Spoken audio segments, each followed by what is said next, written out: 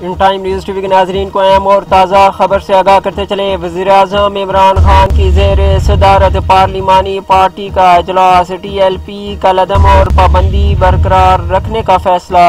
اجلاس میں وزیر داخلہ شیخ رشید اور وزیر مذہبی امور نور الحق قادری نے ارکان کو تحریک لبیک پاکستان سے مذاکرات پر بریفنگ بھی دی۔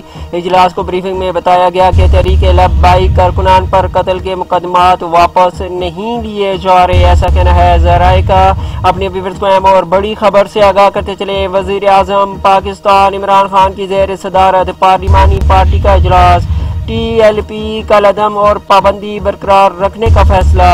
اجلاس میں وزیر داخلہ شیخ رشید اور وزیر مذہبی امور نور الحق قادری نے ارکان کو تحریک لبیک پاکستان سے مذاکرات پر بریفنگ بھی دی۔ اجلاس کو بریفنگ میں بتایا گیا کہ تحریک لبیک کارکنان پر قتل کے مقدمات واپس نہیں لیے جا رہے۔ اپنے ویورز کو یہ بھی بتاتے چلیں کہ ٹی ایل پی کا مقصد درست لیکن طریقہ کار ٹھیک نہیں، عمران خان کا یہ کہنا ہے۔ عالمی سطح پر مضبوط کیس پیش کرنے کے لیے جامع حکمت عملی کی ضرورت ہے۔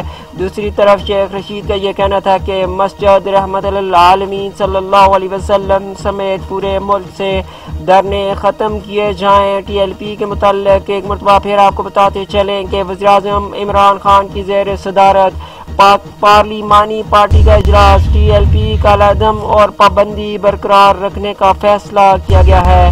اجلاس میں وزیر داخلہ شیخ رشید اور وزیر مذہبی امور نور الحق قادری نے ارکان کو تحریک لبیک پاکستان سے مذاکرات پر بریفنگ بھی دی۔ اجلاس کو بریفنگ میں بتایا گیا کہ تحریک لبیک کارکنان پر قتل کے مقدمات واپس نہیں لیے جا رہے۔ اپنی اہم اور بڑی خبر سے آگاہ کرتے چلے۔ وزیر اعظم عمران خان کی زیر صدارت پارلیمانی پارٹی کا اجلاس، ٹی ایل پی کا عدم اور پابندی برقرار رکھنے کا فیصلہ کیا گیا ہے۔ اجلاس میں وزیر داخلہ شیخ رشید اور وزیر مذہبی امور نور الحق قادری نے ارکان کو تحریک لبیک پاکستان سے مذاکرات پر بریفنگ بھی دی۔ اجلاس کو بریفنگ میں بتایا گیا کہ تحریک لبیک کارکنان پر قتل کے مقدمات واپس نہیں لیے جا رہے۔ ٹی ایل پی کا مقصد درست لیکن طریقہ کار ٹھیک نہیں، عالمی سطح پر مضبوط کیس پیش کرنے کے لیے جامع حکمت عملی کی ضرورت ہے، ایسا کہنا ہے وزیر اعظم پاکستان عمران خان کا۔